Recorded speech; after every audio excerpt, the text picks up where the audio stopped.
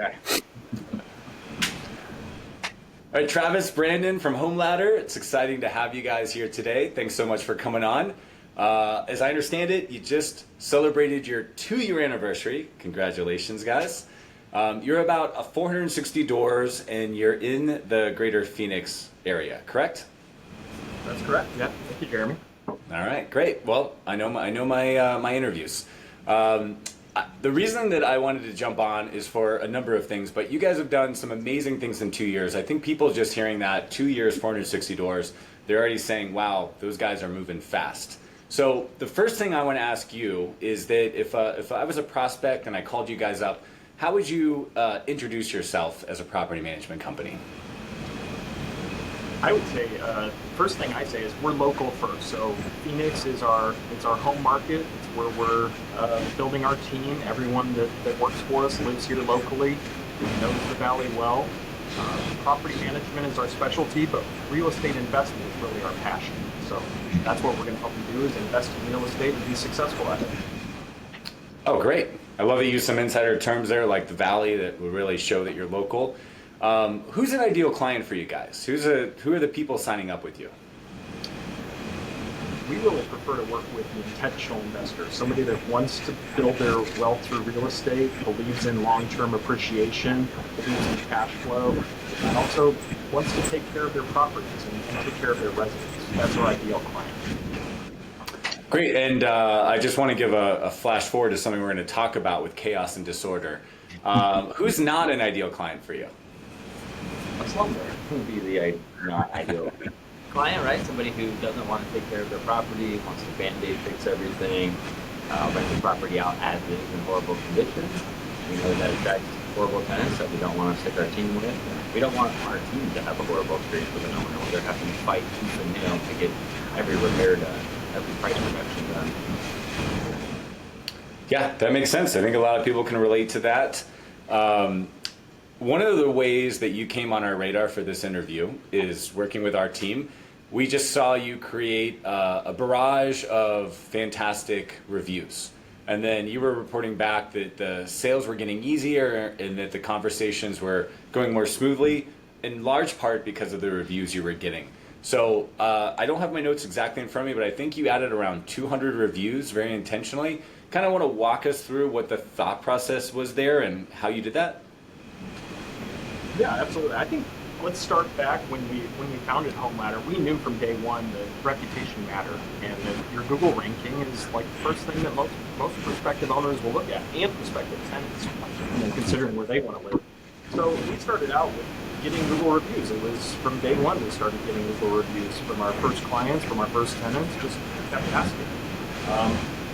But it was actually our rent scale coach, Reese, that lit a fire under our ass and told us we've got to double down on them. We have to get a lot more of them. Some of our competitors here in the Valley have over 2,000 reviews, and we were sitting at, I think, 30 or 40 when we first met Reese. It was like, we've got to get more reviews. So he actually gave us a quick cheat code. It was happy cards, which are little cards with QR system. I don't know how it works actually. I don't know how the technology works. It's a little card that you can take around with you, and you can scan.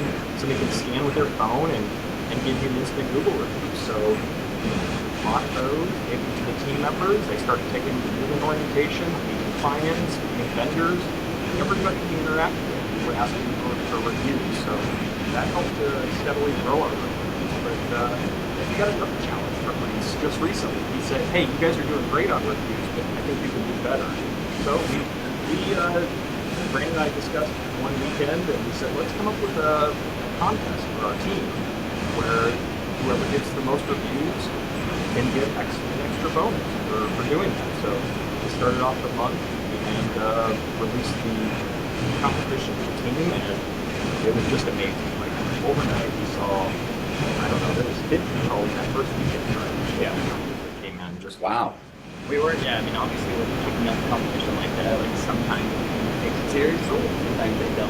This one, like, well, not everybody actually, there was like 2 people in particular that took it really seriously in the beginning, and they were just like back and forth, they were going at it, and we just continued to bring it up every single team meeting with the leaderboard. So that was at the bottom, where, oh, we're getting here. towards the end, it was insane. Like, my mind was blown about how many reviews and we did.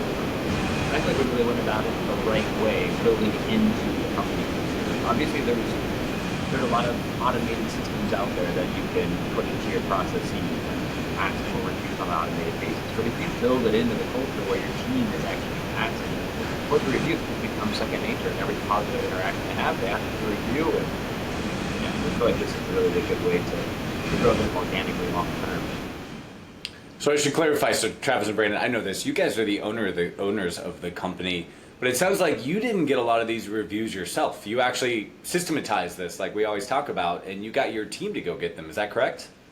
Yeah, I mean, in the beginning, definitely Travis and I, like, when we first started Home Ladder, for at least the first 6 months, it was just him and I doing everything, literally, like interacting with owners, residents, vendors, doing the back-end accounting, like, we were doing everything.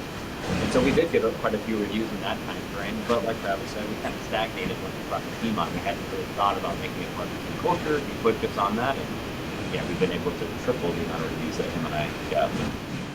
That's great. And I think that so I want to kind of talk about how you did that before we talk about the impact of that, because I heard some really tactical stuff there, and I'm thinking the listeners are hearing that and they're saying, wait, hold on, what did you just say you did? So the biggest highlight that I heard that you just said is you were taking advantage of in-person meetings. And, just coming back from a big conference, with you guys, and every time we do that, people just seem to take action in face-to-face environments more than they do in email. And, I'm guilty as anybody. You log on, you have all these emails or you have all these text messages, and it's very easy to say, I'll get to that. But it sounds like you really took advantage of, face-to-face contact to get these driven home. So just elaborate on that a little bit for us and what those conversations look like, because I think that's a real key here that I don't want to bury. Yeah, absolutely. Like that's something that we've instituted from week 1 of Home Ladder. The second we started bringing on a team, every single Tuesday we have our entire team into the office. We provide lunch and we sit down for at least an hour and just go over action items, right? What were our to-dos from last week's team meeting? Let's make sure those got resolved. What are the high-level items we need to discuss? A lot of learning opportunities there for us to discuss and go over. And for us, like you said, most of our work is done remotely. You don't really get to interact with people too much, but when you sit down and hear the tone in somebody's voice and where they're coming from, their personal experience, you really start to make a personal connection with them. And then that email, that text message doesn't come across the wrong way, right? So we really feel like it's big with the culture, to not just resolve things and learn from them, but also to get to know better people and working together. What do you think give me an example of what that conversation looked like? So you're meeting a tenant, you're meeting a vendor. How do you break the ice and ask for the review? I think the move-in orientation, that's one of our differentiators. We're actually meeting residents at the house on move-in day, exchanging keys, walking them through the house, showing them all the key features about the property, where to change out the air filter, where the electric panel is, where the main water shutoff is. So we're providing value first. We're rather than making them come down to the office with their money and get keys like the way that a lot of people have gone to do is more completely remote. We believe strongly that we should meet them in person and start that relationship from day one. Happy residents will help the investments for the long run. So it's important that we form that relationship from day one. So yeah, we meet them at the property, walk them through, deliver value first, and then at the end of it, we get to ask them a couple of questions. Like, hey, how did you find this home? What did you really like about this home? What did you like about the neighborhood? What drew you to this property? And then that's just a natural progression into, hey, would you mind doing us a review and letting other potential residents know of what Home Ladder did for you and how we made the moving process simple and straightforward? Yeah. I think this is great. It's a good reminder. I mean, if you're running a healthy property management business, at some point you probably have more tenants than you have owners. And I think a lot of people think reviews and they think, oh, I'm limited to my owner pool. And you mentioned vendors already, and now you mentioned tenants. So that's great. So you're thinking much bigger, which is the essence of strategy, which is fantastic. And I love that you were already, like, Reese found an area where you were already strong, and he encouraged you to double down on your strengths instead of go work on a weakness. Like, he really took you in there. Are you getting reviews from owners as well? Is there a different technique for doing that? Like Travis said, it's all about delivering that value first. I equate it a lot to like what we learned being in part of owner scale club. Like if you have a sales call, somebody asks you a question, what's the price, right? That's the first thing that they're going to ask you in new property management. You don't want to provide that price until you've given them some value, right? So same sort of thing with asking for a review. We oftentimes with our owners, like, when we sign them up, let's get their property turned or get it rented. Once we deliver that value, hey, we've got a tenant in your home paying rent. You're happy with the service provided. Here's a link. Please give us a review. Most owners are excited to do so at that time, right? Yeah, that's great. So what's that magic moment when is there like a point in your process where you're like, task 8 gets done, then I ask for the review, or is it just a little more gut? Sometimes it can be gut for sure. Generally speaking, it's after the move-in. You want to do it quickly after the move-in because you never know. Sometimes there's going to be a few service requests rolling in right after that. So that's the sweet spot. Do want to look for that peak experience point. Even when you ask for, I would say the same thing as a review. When you ask for any referrals, you do want to be looking for that kind of peak experience point when you ask for that. So good. There's a little intuition there. Another easy moment for us to ask for it is we've been doing portfolio blueprint reviews with our high net worth clients, the ones that have a portfolio, the intentional investors, and that Brandon and I personally spend an hour with them and go through their portfolio and talk about the cash flow, the appreciation, different options they can do for refinancing, getting insurance quotes, all kinds of things to help them with the financial viability of their properties. At the end of that call, that's when they typically ask, hey, like, what do you think about our services? What can we do better? What do you like about it? Would you mind sharing that with the public out there? So that's another point. Asking for Well, it's perfect too, because that's full circle to the beginning of our conversation, where you said, we do property management, but in real estate investing is our passion, and that is your unique differentiation. And anytime you say I'm different, you really want to have some things that you actually do that are different, right? And so the fact that you're having those blueprint reviews with your owners is amazing. How are those received, and how are you inviting people to those? Do you tell them right up front, when you get to month X, we're going to do this, or do you just kind of reach out to them? Do you call them? Do you email? What does it look like setting those up? We've taken a couple of different approaches. In the very beginning, when it was just advertising doing everything, we had just reached out to each owner personally and invited them to schedule with us. Now we've kind of moved towards sending out videos to our owners, giving them market updates of what's going on in the local Phoenix market here, just inviting them to schedule with us. Hey, you did one at the end of the year. This is a wrap up on 2024. This is what we've learned, what we're focusing on in 2025. Like to reschedule time on our calendar. So now we're being less evasive about it, allowing them to decide whether or not they want to schedule with us. I really like something you integrated into the onboarding process too now. So for new clients, as part of our onboarding process, we do the handoff call where we're the sales guys. So we're their point of contact as they're signing the POA. And once they're signed, then we put them off to a property manager, like most companies do. But to make that simpler or smoother, Brandon and I have a call with them where we introduce them to the property manager and we're walking through next steps, what the relationship's going to look like. And then Brandon integrated into that conversation. Hey, just so you know, like, down the road, you're going to be having another call with us where we do a portfolio blueprint review. So we'd love to see you there and hear how the last 9 months have gone for you. So That's great. Yeah, and I think that's just going to endear them to you, so that when somebody calls them and says, hey, I can shave a point off of your management fee or something like that, they're going to say, yeah, no, I don't want to go through all of that relationship building again, that information knowledge exchange. I do feel like that's a moat. When you understand their portfolio and they believe that you understand both the portfolio and their personality and their goals, it's like none of us really want to have to rebuild that over a couple $100, right? Yeah, completely agree.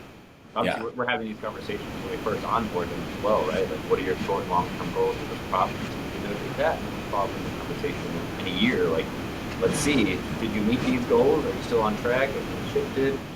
Mm-hmm. That's great. Thanks for that sidebar. We may have a whole nother conversation about that, because I think this is one of the, like I said, this is a moat that just not enough people are building around their businesses. So love to hear you guys are doing that. One of the things that Reese has definitely told me is you guys are up for anything. If you think it's going to work, you think it's going to make the client's life better, you think it's going to make your team's life better, it's going to make you more money, it's like, let's talk about it. Let's see if this is going to be a good fit, which is great. And I think as the industry is expanding right now, which we're all seeing, we're all going to the same events, there's just more people, there's going to be innovation, which is great. And it's great to see people like you guys saying, hey, our product is going to look a little different 2 years from now, so we better figure out what that's going to look like and learn those tools, which I've really seen you guys do, which I think everybody should be doing right now. Just want to put a pin in the reviews because you did such a great job with that. So right now, I mean, just off the cuff, how many reviews do you think you have on Google, and what do you think your rating is? Just under 450. Last time I looked, I thought it was 426, but 426. and 5 stars. 5 stars, yeah. It's going to take several 1-star reviews to drop us down from that. You already have 5. Well, that's great. You guys are in sales, so anything between 250 and 450 is almost 450, right? I mean, that's just the way we say it. What do you think? Was there like a number where you felt the turning point? Because I know Reese came to you and said, hey, I'm looking at, and I love that he held up a mirror and he said, you're looking at your reviews only, but the consumer, the prospect, is going out and they're just looking at 5 or 6 companies. And he felt like he had to challenge you on that. Do you feel like there was a number where you're like, hey, I feel something different, like we're getting a turn here? Or was it just, there was no breaking point and it was just one by one? I felt like once we crossed 300, what it did for us is it allowed us to show up in the top 3 results in the map pack, which that's, if anybody who searches Google, they know the map pack is it's below the sponsored results. That's the best place you could possibly be to get organic calls. So our goal always was to appear in the map pack with Gilbert, Chandler, Mesa, property management that's closest to our office, and one of the key ranking factors for that is Google reviews. So a lot of our competitors, some of them that have been in the business for 15, 20 years, they have like 250 reviews. So we're like, we have to get over that at least so that we can outrank them in the map pack as our primary focus. That's a great share. Did you do a lot of other search engine optimization, or was it just kind of the basics, but then it was really the reviews that were the determining factor for you?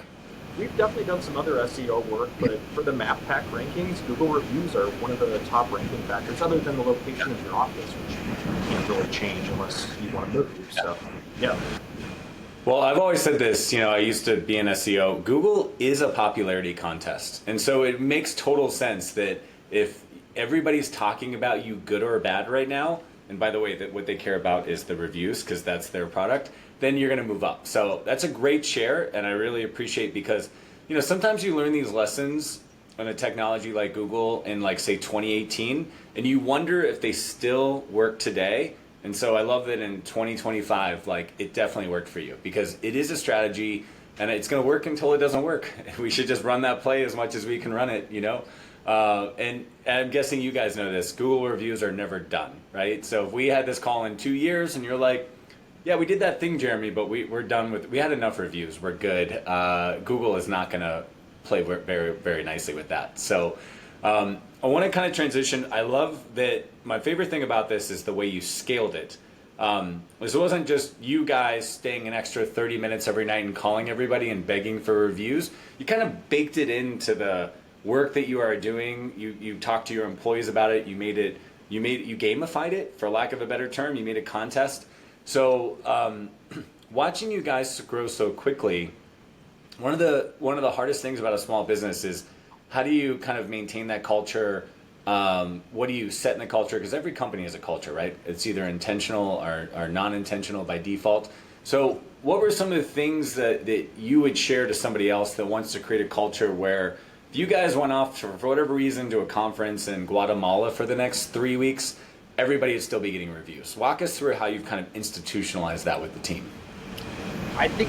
Honestly, it's just interacting with them on a routine basis so that they know our preferred style of management and they can adopt that, right? So you mentioned team meetings every single Tuesday where we're getting together and going over specific scenarios and how they handle it, what we can take away from that better next time, or congratulating them on doing a great job on something in particular. I think a lot of it is the constant feedback loop for them. Work hard, play hard. That we really believe in accountability. We do definitely hold our team accountable, and obviously not every conversation is rosy, but when you pair that with knowing each other as people, like I feel like it hits home a little bit more. So we also on a quarterly basis we get out and we do something fun together. Most recent quarter we went out and Scottsdale. We got to go and get samples of food and drinks at the local restaurants. We've done things like hack throwing, go kart racing. So like, it's important to us to just get out and have fun without talking about work at all. Just hang out with people. And then volunteering as well on a quarterly basis. We get out and we get back to our local community and volunteer. So I think a lot of it is just interacting on a consistent basis and knowing. No, that's good. No, that's great. I want to ask a little more specifically, just because of the narrow focus of what we're talking about today with the reviews. What was that conversation like with the team? What did you sell them on why reviews mattered to them? You told me about the leaderboard, which is awesome. And as you answer the question, I want to know what that a scoreboard, what that looked like. Was that just like a giant poster in the office? Was it just something you guys talked about? But like, I think people watching this are saying, I love this. Like, what's some like actual, tactical steps that they can be taking? Well, you can do the carrot where you're paying them and offering extra compensation. But you could also use the stick. So I use public shaming. Like the out of the gate, a couple people were just not engaged with it, so they got publicly shamed in the company meeting, and the people that were succeeding got praised. So that was a very good motivator and got a fire under their asses to get out there and get some Google reviews so that they could compete with their coworkers. So yeah. Yep. We like to keep things simple, so our weekly news is Google Doc, right? So they can see well ahead of time. Like we're just tracking week by week with the team meeting and inputting the numbers, so it's in real time. They know they're looking at that agenda, what they're going to have to talk about when they go in. This is totally off the cuff, but I don't know if you guys have ever read The Tipping Point by Malcolm Gladwell, but the story of how Giuliani turned around New York City, like in the crime spree of the 90s, was, is very lionized, but it really came down to the broken window effect, right? Like if the neighborhood had broken windows, people would commit crimes. So they started like arresting people for small offenses like jumping the subway turnstile, and they would leave them there. I'm not advocating for this, but they would leave them there as like a public shaming. And then they got all the police chiefs together from all the precincts, and if you weren't hitting your numbers, they would make you stand up, and you would almost be embarrassed in front of your peers. It's very extreme, but like that was a very extreme situation. Any of us growing up as a kid watching RoboCop, hearing all the news, they had to do something. But it's really like this unbelievable parallel how it's like all the little things that actually like instill change, right? And so we are social creatures, like no matter what. We do that in communities, and our companies are these little social, ecospheres, for lack of a better term. And they're looking left and right, and they're like, last week you got 3 reviews, this week you got 9 reviews. Like that's broken window effect, And it's like public shaming. Like I've said that I get a review for 3 weeks in a row, and it's the 4th week, and I still don't have any. Like I think that these lessons, these laws are so copy and pasteable to so many things, but they aren't instantly gratifiable. There's no immediate return on investment, and they're counter to what people want you to do. And so I would just say, overall, that was a long way of saying, I think it took a lot of courage and focus for you guys to do that, to actually create a culture that is like doing this. And then now, hopefully, showing them the result is going to then buy you credibility the next time you guys feel like you have to make a major cultural bet on that. So that is my take on it. You guys can agree or disagree, which I think is awesome. But how does the team feel about it? What is it's easy for you guys as owners to come on here and say, this was a great idea, it's making our business better. We're also the first point of contact, still in the sales role. How is it, illuminated, or has it changed the culture at all within the company for the frontline employees? They're asking us when we're going to do the next competition, so that's a good sign. Like they really leaned into it. I was amazed at the amount of effort we got out of it. So yeah, I think it brought a higher level of engagement from the team, and it's up to us now to keep that going long term. Great, good stuff.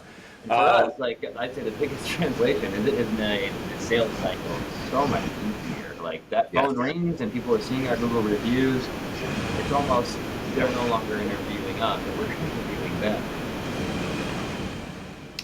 That's exactly what you want to be doing, and that's what marketing does. So, any tangible numbers on lead flow that you've seen, like where it's like, hey, our lead flow has gone up by 10, 15%, or is it kind of the same lead flow? It's just that they're way better clients that are coming in. I think the organic lead flow for the specific keywords that we're looking at, I look at that on a daily basis. That's tripled actually since we started focusing on Google Map and Google reviews to get that. So yeah, triple the number of leads from organic sources. So yeah. Yes, and that reminds me to ask that all leads are not created equal. I did hear a rumor that you showed up on the leaderboard in a big way recently. You guys want to share the story about a specific deal that you guys worked on that was pretty transformational for you guys? Yeah, absolutely. We got a call from a client who found us on Google, read our reviews, and was amazed. So the call that I took was just that she was having trouble with her current property manager. She was being gouged on maintenance. She had found out that they were running all of their maintenance through an in-house company, and she felt like she was being gouged on prices. So fantastic call of just listening to all the trouble she was having with her current management company and identifying that we actually a lot of our core philosophy of how our company is structured to avoid taking advantage of our owners when it comes to maintenance. So we connected on a very personal level there. We're able to provide solutions to pain points, and she very quickly decided to bring her 84 doors over to us, which was a huge sign up. Definitely our biggest single client sign up to date. Congratulations. 84 doors when you're, in the, several hundred is a huge deal percentage wise. And was she a strong negotiator? Did she want to customize the whole deal? Was she a total nightmare? Absolutely not. I was really amazed. Like that was the initial, we had the first call went amazing, but Travis and I talked about it afterwards. Like, okay, well, get ready for the email to negotiate on pricing and pick our PMA apart. We figured it was going to get red lines. And obviously that we have a lot of leverage coming in from 84 doors, but we had the conversation, sent over our management agreement, did not give any sort of price breaks on anything. We did full detail pricing, and she did respond with a few questions. She didn't have any red lines. She just wanted to clarify a few things on the management agreement. So we know that you're going to playbook actually, and I just responded to those with a bomb video so I can show her the portal and go over specific things with her. And that was it. Like she responded, okay, I'm ready to go. She signed the management agreement later that week, and we literally never had a single conversation about reducing any level of pricing. Amazing. And just coincidentally, all 84 were easily in your geographical area. There was like a tight portfolio. Yeah, yep. It's that fits ideally into what we already have going on. So yeah, and most of them are leased up for. So yeah, we're still working on the transition. We actually take over next week, so we're getting everything in a row. We'll be down on site a lot of these properties later this week and early next week. So I like to keep it simple. Why aren't you just getting one of those every month? Hopefully our goal by the end of the year. Like laughingly, like that's why you're in the game. That's why you do marketing. That's why you do reviews, because you don't know when those people will show up. Like as much as we like to feel like we've got our hands on everything and we can just make it happen, sometimes you just have to do everything right. And what is the saying about luck? It's like preparation meets opportunity, right? And so you guys were prepared. The opportunity presented itself, and you guys were a no-brainer, which was amazing. And that is, really one of the hardest lessons to instill on a brand new entrepreneur who just wants instant gratification. So I think it was great. If I'm checking my notes, I want you guys to check me on this. This seems crazy. It sounds like you got clear on who you wanted to help. You built this service to best serve those people. You did the work. You had those people then share their success stories, and then you basically just repeated the flywheel over and over again. Am I getting that? Like, am I being too simplistic here? But it sounds like that was the recipe that you guys used.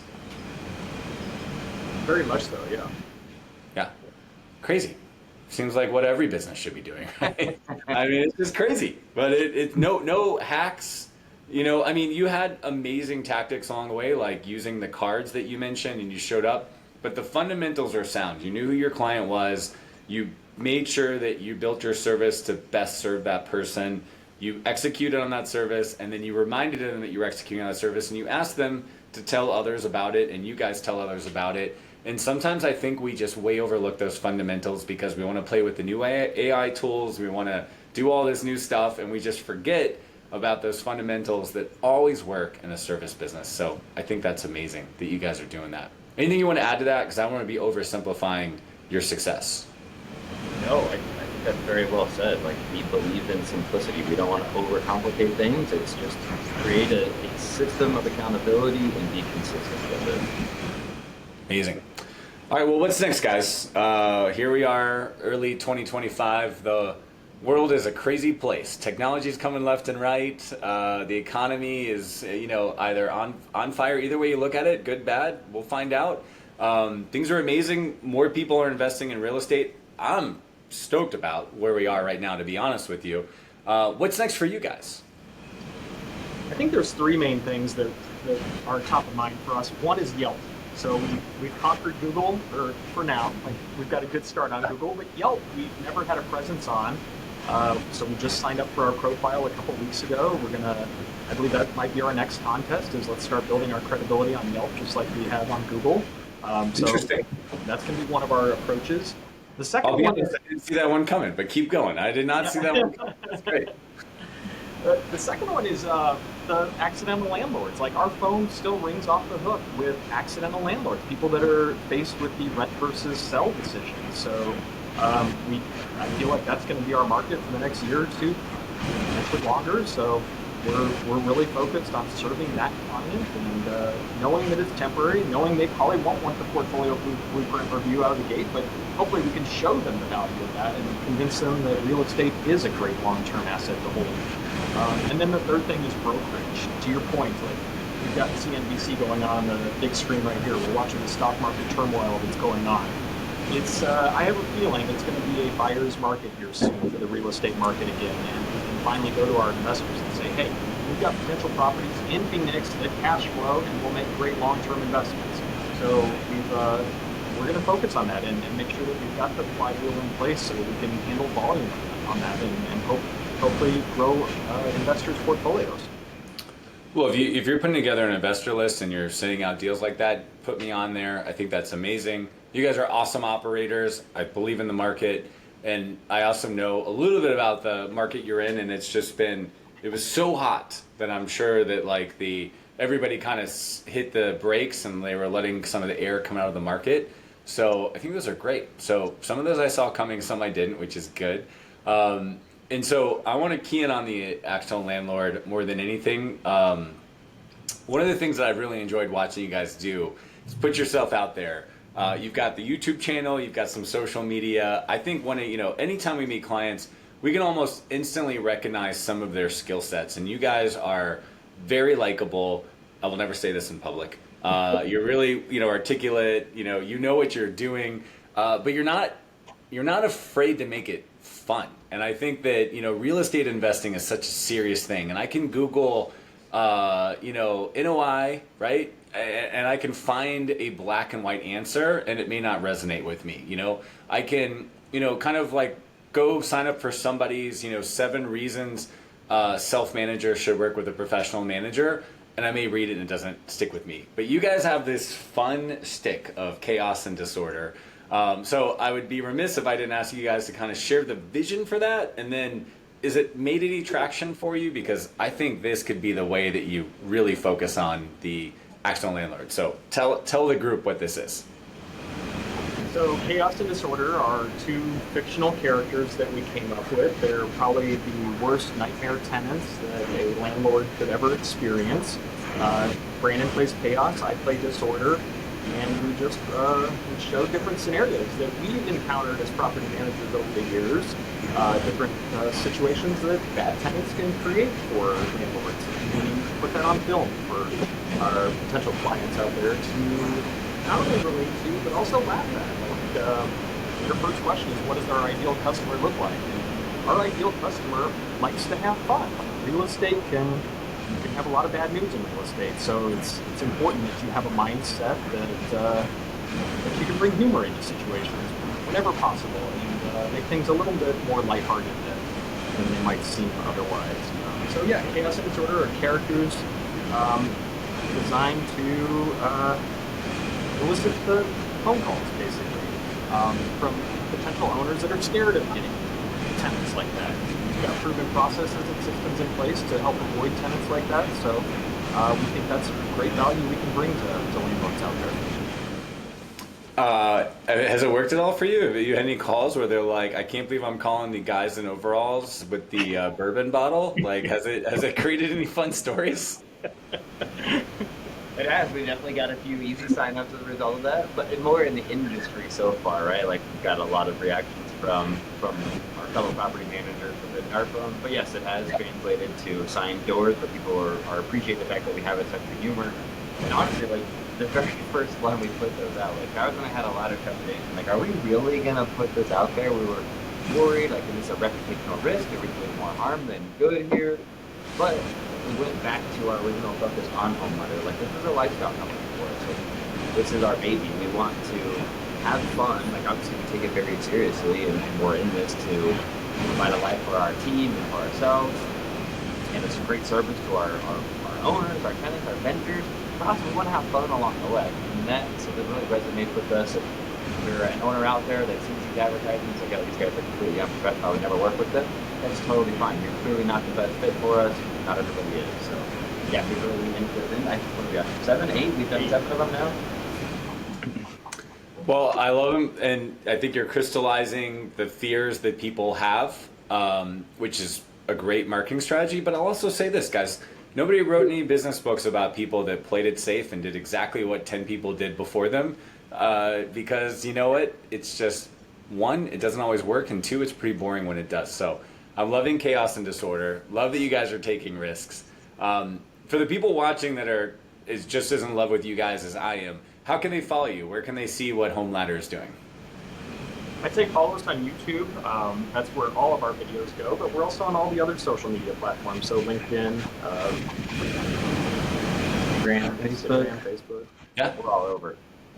And knowing our audience, if I'm an investor trying to build a multinational location real estate investment, how can I get in on the deals that you might be bringing to people soon?